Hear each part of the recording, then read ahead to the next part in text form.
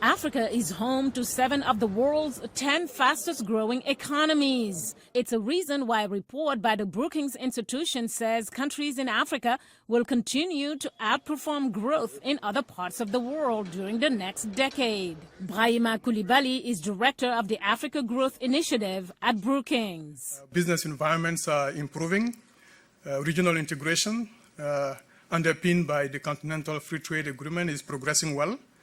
And the transformational technologies of the fourth industrial revolutions are spreading. So never before has the region been better primed for trade, investment, and mutually beneficial partnerships. But obstacles also lie ahead.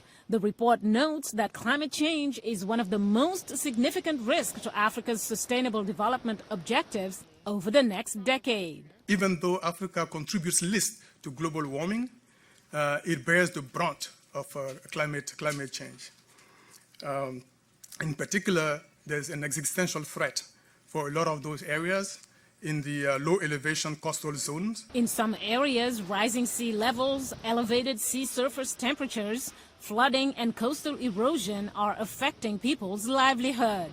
Daniel Loha is an elder from the village of La Hukpanda in Ivory Coast. Today we live in anguish. What will happen tomorrow if no one comes to the help of the village? We will disappear.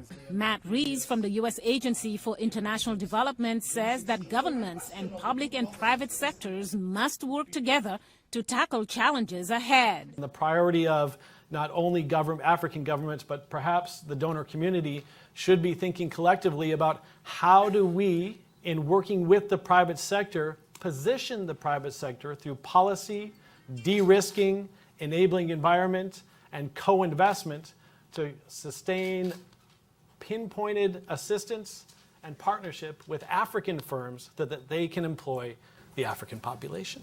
Panelist Viola Llewellyn is co-founder and president of Ovamba Solutions, which helps provide short-term loans to businesses in Africa via mobile phone technology. For Ovamba, we really are looking at the next 10 years as the platform by which we become a policy solution to central banks. The role of central banks is occasionally underplayed. They're the ones that set market conditions for the capital markets and for small and medium enterprises, which is what our focus is. Another challenge facing Africa in the next decade is energy related, says panelist Armando Manuel from the World Bank. Access of electricity in Africa is 45%. You can't develop in the darkness. You can't go to the moon when you have constraints to go to the next corner. He says this is a fundamental problem the continent has to remedy. Mariama Diallo, VOA News, Washington.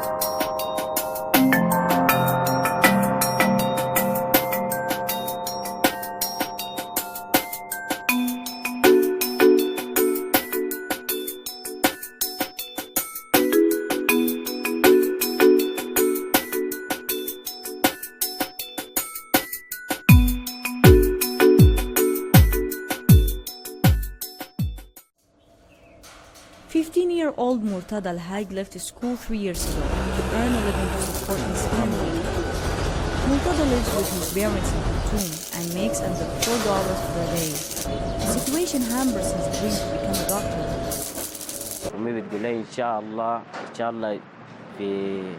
My mother kept telling me, in the future, and when our life gets better and not worse, I'll study and become a doctor. But all of a sudden, the whole political situation occurred in Sudan. Sudan is ranked as one of the poorest countries in the world. Soaring prices sparked mass protests that led to the ouster of President Omar al-Bashir last year. The political situation has stabilized, but the economy is still struggling. In Khartoum, it's common to see children working as traders, carpenters, blacksmiths, and at other jobs. Most earn $1 to $1.50 per day.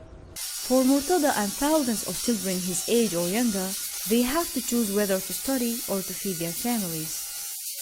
والمنطقة دي طبعا الظروف الاقتصادية وكده الأطفال بيكونوا ما قادرين يواصلوا قراءتهم وكده بيقوموا باتهم بيجيبوا لنا باعتبار إنه يساعدوا في المعيشة وكده في الظروف ضغطة. أما مع نادر الواحد يستمر لكن يلا بالنسبة لحالات مرتضى يعني أصلا من المنطقة وظروفهم الاقتصادية شوية صعبة. Sudanese officials have signed international agreements to provide free education and outlaw child labor, but have not followed through of any of the accords. Poverty has a big impact in Sudan to the extent that it is not forbidding child labor, although the law is verified and frankly bans child labor up to the age of 18. Controlling poverty is a serious issue. فده يعني إيشو كبير جدا جدا الفقر المسيطر على الوضع هنا في السودان. More than 3 million school-age children in Sudan are missing out on their education, according to a study carried out by the Ministry of Education and UNICEF. The Education Minister acknowledged that almost half of all children Murtada's age have no chance to attend school. الدولة ما أدتهم حقهم. The country didn't uphold children's rights. It built a system to only ingest 60% of the children. 40% of this age class have no opportunity to get an education. And this is the main reason that 3 million children are missing out on an education, according to the UNICEF report. With a new government in charge, Murtada hopes that the education system can change and he can pursue his dreams of getting a good education. Naba Mohiedeen for VOA News, Khartoum.